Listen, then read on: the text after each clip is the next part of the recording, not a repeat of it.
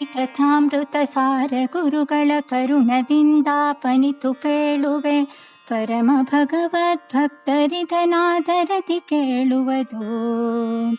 ಭಾರತೀಶನು ಘಳಿಗೆಯೊಳು 360 ಸಿರು ಜಪಗಳ ತಾರಚಿಸುವನು ಸರ್ವ ಜೀವರೊಳಿದ್ದು ಬೇಸರದೆ.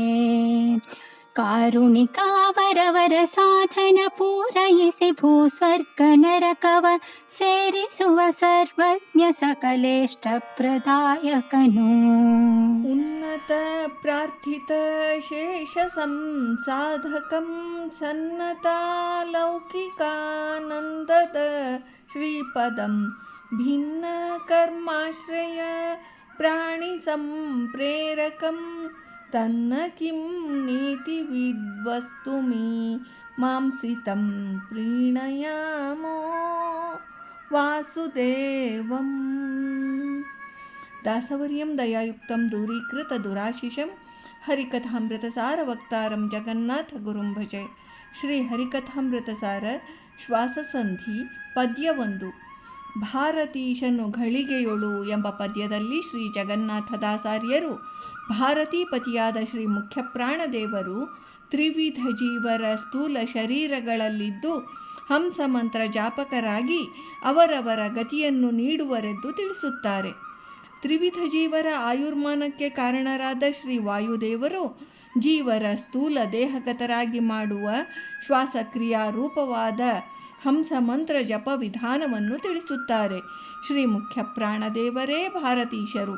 ಅಂತಹ ಶ್ರೀ ವಾಯುದೇವರು ಸರ್ವ ತ್ರಿವಿಧ ಜೀವರ ಸ್ಥೂಲ ಶರೀರಗತರಾಗಿದ್ದು 72,000 ನಾಡಿಗಳಲ್ಲಿ ಪರಿಸರ ನಾಮಕರಾಗಿ ಸಂಚಾರ ಮಾಡುತ್ತಾ ಒಂದು ಘಳಿಗೆಯಲ್ಲಿ 360 ಸಂಖ್ಯಾಕವಾದ ಹಂಸಮಂತ್ರ ಮಾಡುತ್ತಾರೆ. ಇದರ ಲೆಕ್ಕ ವಿವರಣೆ ಹೀಗಿದೆ. ಜೀವರು ಉಸಿರಾಡುತ್ತಿರುವ ಕ್ರಿಯೆಯಲ್ಲಿ 3 ಹಂತಗಳಿವೆ. ಹೊರಗಿನ ಶುದ್ಧ ಗಾಳಿಯನ್ನು ನಾಸಿಕದ್ವಾರ ಒಳಗೆ ತೆಗೆದುಕೊಳ್ಳುವುದು, ಇದು ಉಚ್ಛ್ವಾಸ ಕ್ರಿಯೆ. ಇದಕ್ಕೆ ಪೂರಕ ಎನ್ನುವರು. ಒಳಗೆ ಸೇರಲ್ಪಟ್ಟ ಶುದ್ಧವಾಯುವು ಶ್ವಾಸಕೋಶದ ಸೂಕ್ಷ್ಮ ಕೋಶಗಳನ್ನು ಸೇರಿ ಅಲ್ಲಿ ಚೈತನ್ಯ ಶಕ್ತಿಯು ಉತ್ಪತ್ತಿಯಾಗುವುದು. ಈ ಕ್ರಿಯೆಗೆ ಕುಂಭಕ ಎಂದು ಹೆಸರು. ಇದಕ್ಕೆ ಮುಖ್ಯ ಕಾರಣರಾದ ಶ್ರೀ ವಾಯುದೇವರಿಗೆ ಸರ್ವಜೀವರ ಚೈತನ್ಯ ಪ್ರದಾಯಕರೆಂದು ಹೆಸರು. ಜಗತ್ರಾಣರು ಗಾಳಿಯನ್ನು ನಾಸಿಕದ್ವಾರ ಹೊರಬಿಡುವುದು, ಇದು ನಿಶ್ವಾಸ ಕ್ರಿಯೆಯು. ಇದಕ್ಕೆ ರೇಚಕ ಎಂದು ಹೆಸರು. ಈ 3 ಹಂತಗಳಲ್ಲಿ ನಡೆಯುತ್ತಿರುವ ಆವರ್ತನಕ್ಕೆ ಒಂದು ಶ್ವಾಸ ಎಂದು ಹೆಸರು. ಪ್ರತಿ ಸೆಕೆಂಡುಗಳಲ್ಲಿ ಒಂದು ಶ್ವಾಸಕ್ರಿಯೆ ನಡೆಯುವುದು. ಒಂದು ಘಳಿಗೆಯ ಕಾಲವೆಂದರೆ 24 ನಿಮಿಷಗಳು. 1 ನಿಮಿಷಕ್ಕೆ 60 ಸೆಕೆಂಡುಗಳು. ಆದ್ದರಿಂದ 24 ನಿಮಿಷಗಳು ಅಂದರೆ 24 × 60 ಒಟ್ಟು 1440 ಸೆಕೆಂಡುಗಳು. 4 ಸೆಕೆಂಡುಗಳಲ್ಲಿ ಒಂದು ಶ್ವಾಸ ಜಪದಂತೆ 1440 ಸೆಕೆಂಡುಗಳಲ್ಲಿ ಅಂದರೆ 1440 × 4 ಒಟ್ಟು 360 ಶ್ವಾಸ ಮಂತ್ರಗಳಾಗುವವು.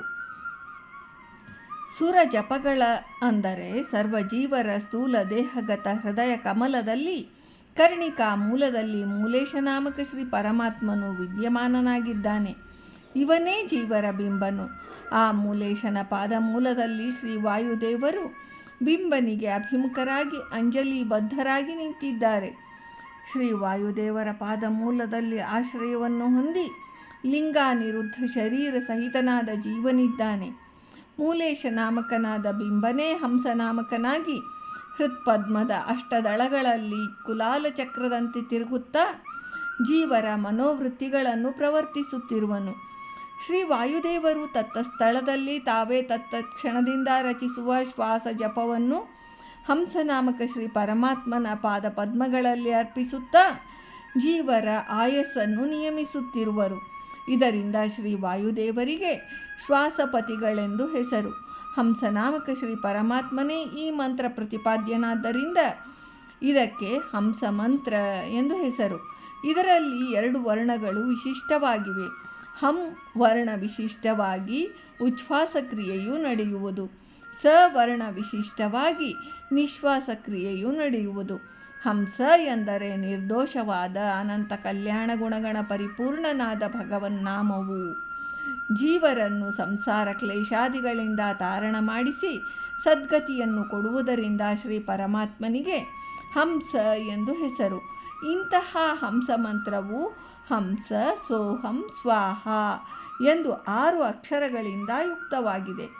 ಹೀಗೆ ಭಾರತೀಶರು ಇದು ಹಂಸನಾಮಕ ಶ್ರೀಹರಿಗೆ ಪರಮ ಪ್ರೀತ್ಯರ್ಥವಾದ ಕಾರ್ಯವಾದ್ದರಿಂದ ಅನುಸಂಧಾನವೆಂಬ ಸ್ವಾಭಾವಿಕವಾಗಿ ಶ್ವಾಸಕ್ರಿಯೆಗಳನ್ನು ನಡೆಸುತ್ತಿರುವರು. ಆಯಸ್ಸು ಸ್ಥೂಲ ದೇಹವು ಇರುವ ಪರ್ಯಂತ ನಿಯಮಿತವಾಗಿರುವ ಕಾಲಾವಧಿ. ಒಂದು ಘಳಿಗೆಗೆ 360 ಶ್ವಾಸ ಜಪಗಳಿವೆ. ಒಂದು ದಿನದ 24 ತಾಸುಗಳಲ್ಲಿ 21,600 ಶ್ವಾಸ ಜಪಗಳನ್ನು ಮಾಡುತ್ತಾ ಆಯಸ್ಸನ್ನು ಅಳೆಯುತ್ತಿರುವರು. ಒಂದು ದಿನ ಕಳೆದರೆ ಮಾನವನ ಆಯಸ್ಸಿನಲ್ಲಿ ಒಂದು ದಿನ ಕ್ಷೀಣವಾಗುವುದು. ಹೀಗೆ ಯಾವ ಜೀವನ ಪರ್ಯಂತ ಶ್ರೀ ವಾಯುದೇವರಿಂದ ಶ್ವಾಸಕ್ರಿಯಾ ರೂಪವಾದ ಶ್ವಾಸ ಜಪಗಳು ನಡೆಯುತ್ತಲೇ ಇರುವವು. ಶ್ವಾಸ ನಿಯಾಮಕರಾದ ಮುಖ್ಯ ಪ್ರಾಣರು ಜೀವರಿಗೆ ಅದಂಥ ಆಪದ್ಬಾಂಧವರು. ಶ್ವಾಸ ಕಾರ್ಯಕ್ಕೆ ಕಾರಣರಾಗಿರುವುದರಿಂದ ಭಾರತೀಶರು ಕಾರುಣಿಕರು ಎಂದಿದ್ದಾರೆ. ಕಾರಣಾರ್ಥವನ್ನು ಗ್ರಹಿಸಿದಾಗ ಈ ಅರ್ಥ ಸರ್ವಜೀವರ ವಿವಕ್ಷ. ಶ್ರೀ ಮುಖ್ಯ ಪ್ರಾಣರು ಆಪ್ತರಾಗಿರುವುದರಿಂದ ಕರುಣಾಳುಗಳು. ಇದು ವಿಶಾಲ ಅರ್ಥ. ಆಯಸ್ಸು ಸ್ಥೂಲ ದೇಹಕ್ಕೆ ಹೊರತು ಅನಾದಿ ನಿತ್ಯವಾದ ಜೀವನಿಗಲ್ಲ. ಮರಣದಿಂದ ಸ್ಥೂಲ ಶರೀರ ನಾಶ. ಇದರಿಂದ ಶ್ರೀ ಭಾರತೀಶರು ಸ್ಥೂಲ ದೇಹಗತರಾಗಿದ್ದು ಶ್ವಾಸ ಜಪಗಳನ್ನು ಮಾಡುತ್ತಾರೆ. ಜೀವರ ಸ್ವರೂಪ ದೇಹ. ಜೀವರಲ್ಲಿ ತ್ರಿವಿಧ ವರ್ಗಗಳಿವೆ. ಸಾತ್ವಿಕರು.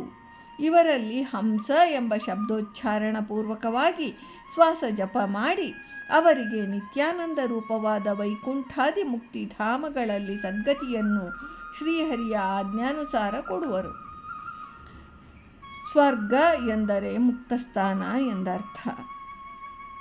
ರಾಜಸರು. ಇವರು ಮಧ್ಯಮ ಜೀವರು.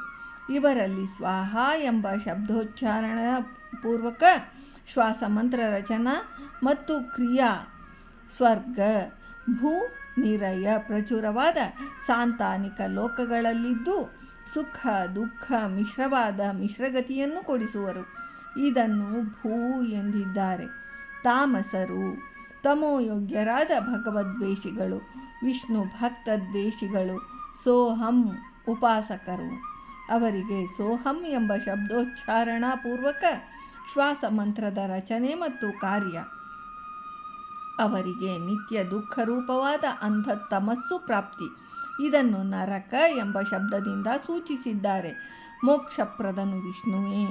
ಅವನ ಆಜ್ಞಾನುಸಾರ ಶ್ರೀ ವಾಯುದೇವರು ತ್ರಿವಿಧ ಜೀವರಿಗೆ ಅವರವರ ಸ್ವರೂಪ ಯೋಗ್ಯತಾನುಸಾರ ಮುಕ್ತಿಪ್ರದರು. ಸರ್ವ ಜೀವರ ಯೋಗ್ಯತೆಯನ್ನು ಬಲ್ಲವರಾದ್ದರಿಂದ ಶ್ರೀ ವಾಯುದೇವರು ಸರ್ವಜ್ಞರು ಎಂದು ಶ್ರೀ ಜಗನ್ನಾಥದಾಸಾರ್ಯರು ಈ ಪದ್ಯದಲ್ಲಿ ಹೇಳಿದ್ದಾರೆ. ಭಾರತೀ ರಮಣ ಮುಖ್ಯ ಪ್ರಾಣಾಂತರ್ಗತ ವೃಂದಾವನ ವಿಹಾರಿ ಶ್ರೀಕೃಷ್ಣ ಅರ್ಪಣಮಸ್ತು.